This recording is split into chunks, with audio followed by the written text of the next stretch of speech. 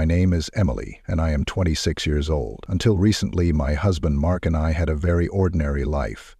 It consisted of housework, quiet evenings, and weekends at the cottage. I can't say I was unhappy, but there were times when my mind wandered. I imagined what life could be like outside of the usual routine, saw something exciting, forbidden, or completely different. These were not just empty daydreams, but vivid scenarios that seemed so real they scared me. It was as if another version of me, more daring and impulsive, was trying to break free. These thoughts filled me with equal parts excitement and anxiety, making me question what I really wanted. I work in a large office in sales. Our team is lively and energetic, made up of mostly men, 12 guys and only 4 women, including me. We have a tradition of having lunches together, celebrating birthdays and marking special occasions together. On International Women's Day, the guys outdid themselves. It wasn't just a celebration in the office, they tried to make it special. Welcome to a healthy life. They invited all the women from. The idea of breaking out of the routine and spending a day in such a beautiful setting seemed like a rare treat. The effort they put into organizing this event made it extraordinary, and I couldn't help but get excited. Initially, I hadn't even considered going.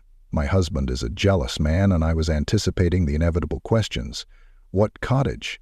What men? However, the girls at work were persuasive, and the vacation itself sounded intriguing. After much persuasion, Mark reluctantly agreed, but only on the condition that he would pick me up at 23 sharp.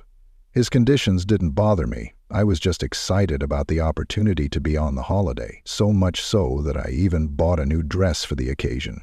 A tight black one in which I felt confident and beautiful. So you did. When the day arrived and we got to the cottage, I quickly realized that this was going to be a unique evening. There were 12 men in attendance and only 3 women. Karen, one of the other women, was ill and unable to join us. Despite the skewed numbers, the evening started off beautifully. The men handed out flowers, poured champagne, and gave small gifts. Outside, kebabs were being cooked on the barbecue, and inside the dinner table was set with great care. The atmosphere was festive, warm, and disposing. After the third toast, the music started playing and the champagne began to loosen everyone up. I found myself dancing with almost everyone. It was as if I saw my colleagues in a new light. Their charm and charisma shone through in a way I hadn't noticed before.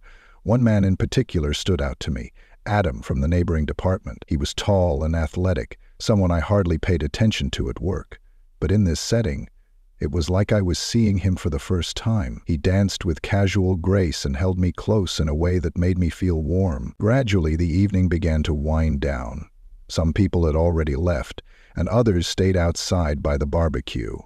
Adam and I stayed on the dance floor. At one point, he leaned over to me and whispered, "Come on, I'll show you the house." I knew I shouldn't go, but something about that moment, or perhaps my own curiosity, made me follow him. He led me upstairs to the second floor where the bedrooms were located. With a strength and confidence that took my breath away, he picked me up in his arms and carried me into one of the rooms. What happened next was unlike anything I had ever experienced with my husband.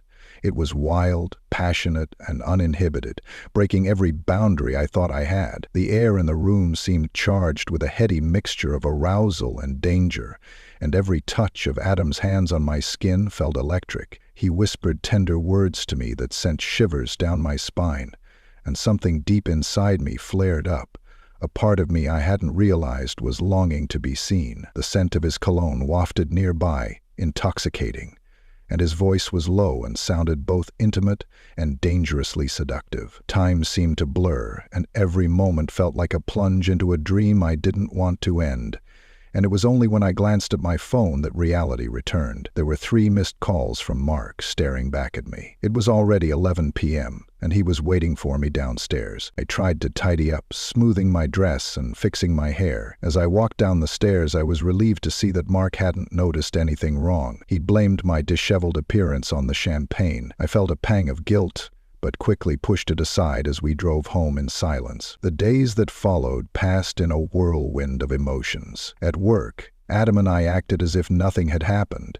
We greeted each other with professional courtesy and discussed routine work matters. But every once in a while, I'd catch his gaze, a gaze that burned with memories of that night. It made my heart sink and my stomach churn. Mark continued to work without noticing, as if nothing had changed.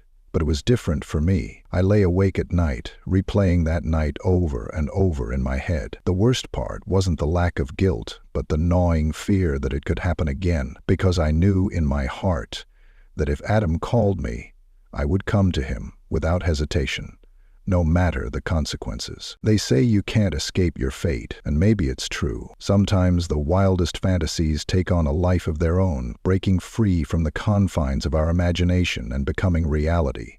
And when that happens, it's almost impossible to stop, and yet I can't escape the realization that every action has a price. The question is, how high will that price be, and am I willing to pay it?